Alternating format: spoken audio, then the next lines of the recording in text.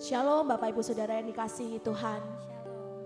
Di bulan ini kita menyambut Juru Selamat kita yaitu Tuhan Yesus. Tuhan lahir untuk menebus dosa kita. Tuhan lahir untuk menyelamatkan kita.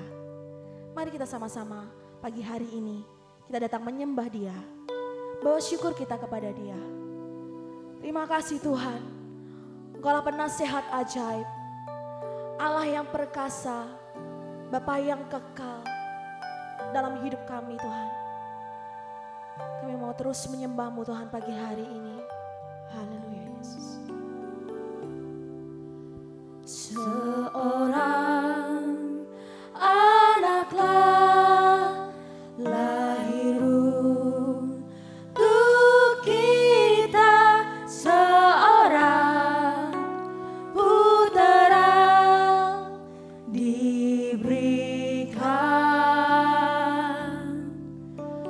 lambang pemerintahan di atas bahunya, dan namanya pun disebut Allah, penasehat ajaib, Allah yang perkasa, Bapa yang kekal, Raja damai. Sambutlah Dia, Yesus Tuhan, Juru Selamat dunia.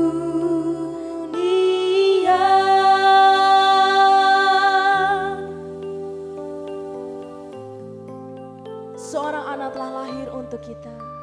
Seorang anak telah lahir untuk kita, seorang putera diberikan,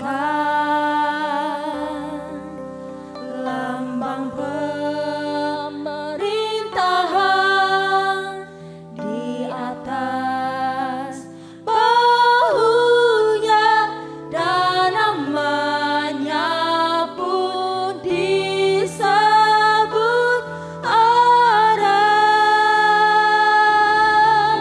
penasehat ajaib, Allah yang perkasa, Bapa yang kekal, Engkaulah Raja damai. Raja damai. Sambutlah Dia, Yesus Tuhan, Juru Selamat dunia. Penasehat ajaib. Penasehat ajaib, Allah yang perkasa. Allah yang perkasa, Bapa yang kekal, Raja damai Tuhan.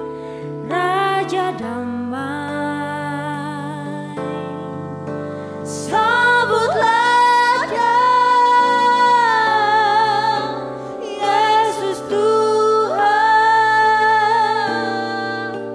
Juru Selamat dunia. Sekali lagi penasehat ajaib. Penasehat ajaib, Allah yang perkasa, Engkaulah Bapa yang kekal.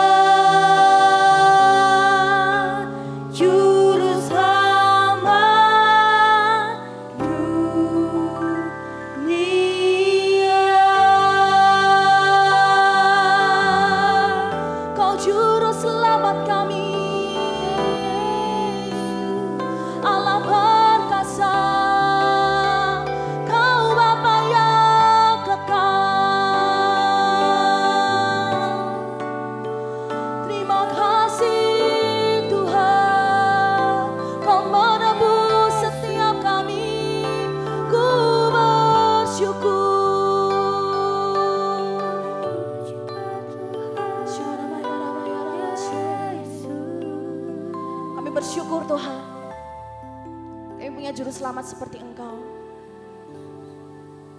yang memberikan hidupnya untuk menebus setiap kami Tuhan. Terima kasih Tuhan Yesus, Kau hadir di dunia ini Tuhan. Terima kasih Tuhan Yesus. Pagi hari ini Tuhan, kami mau lebih lagi belajar Tuhan akan kebenaran firman-Mu. Bila Tuhan, sampaikan isi hati-Mu Tuhan. Kau memberkati hamba-Mu yang akan memberikan firman Tuhan. Kau urapi, Kau pakai itu ya Tuhan. Terima kasih Tuhan untuk pagi hari ini. Kami bersuka cita karena Engkau. Hanya di dalam nama-Mu saja Tuhan Yesus Kristus. Haleluya. Amin. Shalom Bapak Ibu Saudara terkasih dalam Tuhan Yesus Kristus. Saya ucapkan selamat pagi. Kembali berjumpa dengan saya di dalam sesi ibadah doa pagi secara online.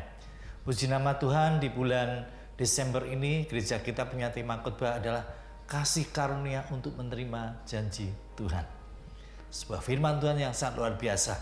Oleh sebab itu kita sama-sama buka kebenaran firman Tuhan di dalam kitab Yeremia pasal 29 ayat yang ke-11. Yeremia pasal 29 ayat yang ke-11 akan saya bacakan bagi Bapak Ibu Saudara. Sebab aku ini mengetahui rancangan-rancangan apa yang ada padaku mengenai kamu. Demikianlah firman Tuhan, yaitu rancangan damai sejahtera dan bukan rancangan kecelakaan, untuk memberikan kepadamu hari depan yang penuh harapan. Nah, Bapak Ibu Saudara terkasih dalam Tuhan Yesus Kristus, firman Tuhan katakan di dalam kitab Yeremia pasal 29 ayat ke-11 bahwa apa yang Tuhan rancangkan dalam kehidupan kita sebagai orang-orang percaya bukan rancangan kecelakaan, tetapi rancangan damai sejahtera, rancangan masa depan yang penuh dengan pengharapan. Janji Tuhan bukan kutuk, janji Tuhan adalah berkat, janji Tuhan bukan sakit penyakit, janji Tuhan adalah kesehatan, kesembuhan. Demikian juga apa yang Tuhan rencanakan, firman Tuhan katakan bahwa rancangan yang Tuhan rancangkan dalam kehidupan kita sebagai orang-orang percaya bukan rancangan kecelakaan, tetapi rancangan masa depan yang penuh dengan pengharapan. Pertanyaannya, bagaimana kalau ada orang-orang percaya yang mengalami kecelakaan? Mungkin mengalami kecelakaan lalu lintas. Ya, ada beberapa alasan yang bisa kita lihat. Satu, mungkin saja orang tersebut naiknya ngebut, naik mobil ngebut, sehingga terjadi kecelakaan, terjadi tabrakan. Yang kedua, mungkin saja orang tersebut sudah tahu dia kecapean, dia ngantuk, ya, dia tetap nekat setir mobil pada malam hari. Akibatnya mengalami kecelakaan. Nah, itu sebuah kesalahan sehingga orang tersebut mengalami kecelakaan. Itu bukan rancangannya Tuhan. Dan sebagian lagi mengalami kecelakaan karena ada dosa yang tersembunyi, ada dosa yang belum dibereskan di hadapan Tuhan, ada dosa yang belum diakui, belum ditinggalkan, sehingga Tuhan izinkan sebuah kecelakaan terjadi dalam kehidupan orang percaya, agar orang ini diingatkan kembali, introspeksi dirinya untuk membereskan dosa-dosanya di dalam hidupnya. Sekali lagi firman Tuhan katakan, rancangan yang ada padaku bukan rancangan kecelakaan, tetapi rancangan masa depan yang penuh dengan pengharapan. Lalu muncul pertanyaan yang lain, bagaimana Pak Pendeta dengan para rasul? Mereka semua mati disiksa, mati dianiaya. Ada yang mati dipenggal kepalanya, ada yang mati dilemparkan dari menara yang tinggi, ada yang mati disalibkan terbalik, ada yang mati dikulitin hidup-hidup. Mereka semua mengalami kematian yang mengerikan, dianiaya, dicelakai, dibunuh. Ya. Ini beda Bapak Ibu Saudara terkasih. Para rasul ini mati karena nama Yesus. Para rasul ini mati karena memberitakan Injil. Justru menurut saya, para rasul ini menerima rancangan masa depan yang penuh dengan pengharapan. Kenapa saya katakan demikian? Sebab orang-orang Kristen, hamba-hamba Tuhan, para rasul yang mengalami aniaya, penyiksaan karena nama Tuhan Yesus, karena memberitakan Injil, di surga mereka akan mendapatkan upah yang besar. Mereka akan mendapatkan mahkota, bahkan mereka bisa memerintah bersama dengan Kristus. Dan menurut saya ini adalah rancangan yang dahsyat di dalam kehidupan orang tersebut. Mari kita lihat ayat yang selanjutnya. Kita akan buka dalam Mazmur pasal 12 ayat yang ke-7. Mazmur pasal 12 ayat yang ke-7 akan saya bacakan bagi Bapak Ibu Saudara. Janji Tuhan adalah janji yang murni, bagaikan perak yang teruji, 7 kali dimurnikan dalam dapur peleburan di tanah.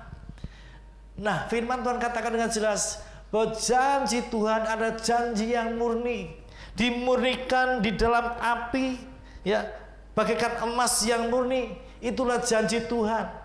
Saya kira percaya Tuhan tidak pernah ingkar janji. Tuhan akan menggenapi segala janji-janji yang tertulis di dalam Alkitab sebagai kebenaran firman Tuhan. Janjinya itu ya dan amin. Bagaimana dengan beberapa orang-orang percaya yang sekalipun mereka sudah belasan tahun bahkan puluhan tahun berdoa tidak menerima janji Tuhan? Ya. Mungkin perlu introspeksi. Mungkin orang tersebut perlu memeriksa dirinya. Adakah perkara-perkara yang menghalangi untuk Tuhan nyatakan janjinya dalam kehidupan sebagai orang-orang percaya? Bukankah Allah yang kita sembah adalah Allah Jehovah Jireh, Allah yang mencukupi, Allah yang akan memenuhi segala apapun yang kita perlukan dalam hidup kita. Dan janji Tuhan ya dan amin pasti digenapi. Tidak mungkin tidak akan terjadi dalam hidup kita. Sekalipun mungkin itu kita perlu waktu lama untuk menantikan janji Tuhan. Tetapi satu hal yang pasti, janji Tuhan tidak akan pernah terlambat. Dan janji Tuhan pasti digenapi di dalam kehidupan kita sebagai orang-orang percaya. Oleh sebab itu, mari kita belajar. Kita percaya, kita punya iman, kita tangkap janji Tuhan sampai janji itu digenapi dalam kehidupan saudara dan saya. Puji nama Tuhan, saya percaya bahwa firman pada pagi hari ini memberkati kita semua dimanapun Anda berada. Dan saya percaya sepanjang hari ini kita sudah mengawali dengan doa, dengan pujian penyembahan, maka sepanjang hari ini hidup kita ada dalam pimpinan Roh Kudus. Dan apapun yang kita lakukan, Tuhan akan buat berhasil. Amin. Tuhan Yesus memberkati. Selamat pagi.